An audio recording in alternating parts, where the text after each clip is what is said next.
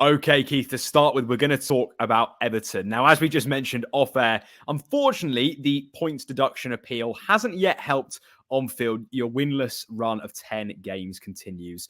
Are you concerned at all about what's going on the pitch at Everton? Look, of course, you want to see wins. The manager keeps pointing to the fact that we're getting so many chances, but we're just not converting them. That seems to be the root of the problem, is just not scoring the goals from the chances we have. I believe, if I can remember, on Saturday, there was something like 22 chances, and we just didn't convert them. So you're not going to win football games that way. The overall picture of all the comings and goings and points deductions and the whole dramas over the season and ownership issues, etc., I think they've got to play in people's minds at some stage. But nevertheless, hey, it's a football game and you've got to put the ball in the net. Do you think that is affecting Sean Dyche at all? Although he might not necessarily say it. I know he came out in an interview recently and said that it was affecting the team's morale and stuff. How much behind the scenes do you think that's impacted the squad? I just think when you're in that environment and they're seeing it in all the media every day, while it may not overtly impact them, I think subconsciously something's in there that's sort of dripping away. You obviously want to create the best environment for people to succeed. Hopefully they can turn it off, but it's there. It's an ever present, and wherever you see Everton articles these days, there's always something alluding to that along with it. So it's creating an environment that's very difficult for them. And we know that, as an example, Keith, Dominic Calvert-Lewin's gone 20 games without a goal. He was dropped for Beto on the weekend. Do you think that's sort of an example potentially of a incident that's going on in terms of the points deduction having an effect on the squad, or actually is it just a poor run of form potentially? It's very difficult to correlate, as I say, because it's a sort of intangible that's there. It's not really a simple thing. And I think, look, Dom's he's not going to be the first striker ever to have had a poor run of form. I'm sure it will break. He was unlucky the other day when the goals that he had that really should have been his came off a deflection in the end and wasn't given the credit for it. These things, suddenly when they're broken, those spells, then everybody forgets it very quickly. And he's a quality player and he still contributes greatly to the team. Are you concerned at all? I mean, I know we've spoken briefly about relegation there potentially and being in and around the drop zone. Are you concerned potentially if Everton are to get relegated that key players will leave? And not just one or two, but there could potentially be quite a few that could be heading towards the exit door. Look, there's no doubt. I mean, having been involved at Villa when they've been relegated, there are financial realities that mean you have to look at that. And, the whole drop in broadcasting revenue, despite the parachute payment, means that there is a different reality that you have to face in terms of the playing squad you can put forward. So I think there's probably no doubt if relegation did come about, and we hope it doesn't, then I think there would be some departures. If we talk about some key names potentially, Keith, not to say that Everton will get relegated, simply more to learn about valuation. Someone like Jordan Pickford, 29 years old, been a real star at the club since 2017. What would his valuation be as a goalkeeper in this day and age? I think you're looking at somewhere between 60 and 70 million for Jordan at the moment. I think would be that sort of level. He's certainly best in class. He's proven to be continually, very consistent performances, and international. And if he has a great Euros, it could even go higher. I mean, one name to mention, Amadou Onana. I know we've spoken about him in previous weeks. Only 22, been linked with some really top European sides.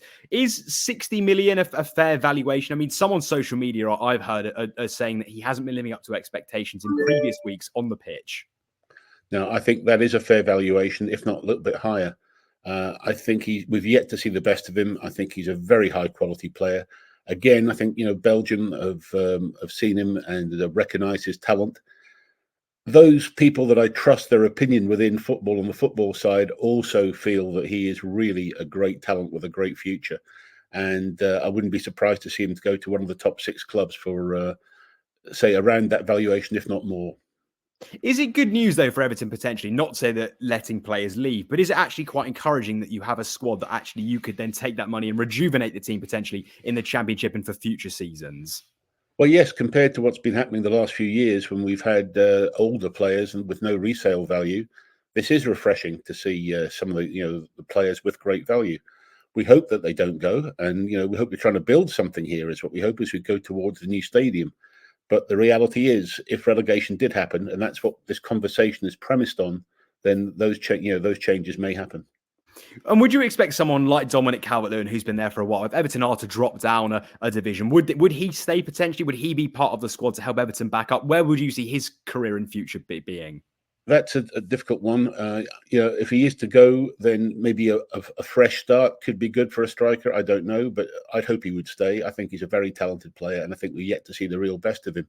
He's played a great role in some of the bigger matches in Everton's history in the last few seasons in terms of the relegation battles. And I think he still enjoys playing with Everton, and I'd hope he would stay and be part of the future. I mean, I think the key name that most fans are talking about, Jarrad Branthwaite, 21 years old, was linked with Real Madrid even in the summer. What would his valuation be? Well, I think there you're looking up to the sort of the 90 to 100 million mark. It's again with a great Euros, which I think he is going to break into the England squad for the Euros. I think there's no reason why he shouldn't be valued at that level. He is certainly a huge talent. I mean, I've been really, really impressed with the way in maturity he's shown as he's come into the squad this season. And certainly playing along with Tarkowski at the back, he has been able to get the experience and knowledge, and I think match Tarkowski in terms of his reading of the game. And I think he is certainly a talent, and I'm not surprised that the Real Madrids, etc., are linked with him. He is that good. I mean, 100 million, Keith, that is absolutely huge. That's an incredible figure. Do you think he would slot into most European sides effectively? He would just walk into a team? Yes, I think he would. I think he's that good, and with his age as well, he seems to have a very balanced head on his shoulders as well in terms of the way he approaches his professional attitude. So I think, yes, I think that is the sort of level we're talking at. Wow, that's really, I mean, that's amazing to hear as well. I mean, he's obviously a top centre back. In terms of the squad generally, Keith, are you feeling positive that the squad are not only Sean Dyche's management, but do you feel the squad are going to have enough to stay up? Because I think some Evertonians online seem to be quite concerned that the form hasn't picked up even since the points deduction appeal.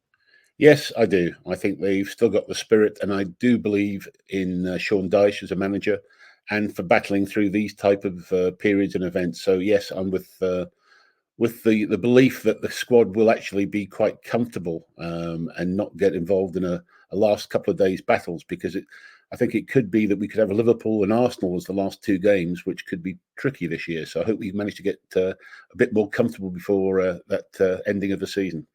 Is there some concern as well, though, going into those games like we've spoken about, actually, given the run that Everton are on, you actually go into that period and you might not even know whether you are up or not because of what's going on off the field, not only results driven by actual games that happen, it's to do with points deductions. Well, yes. I mean, as I say, it's this intangible sort of eating away at you. Then if every game is a battle, then you have to approach it in that way. And sometimes you can't always raise yourself every single week. And it would be nice to think that we're actually playing to show our quality and show our style rather than actually having to grind out some points or a point. So it is a different mental approach, and that's what's been dragging us back.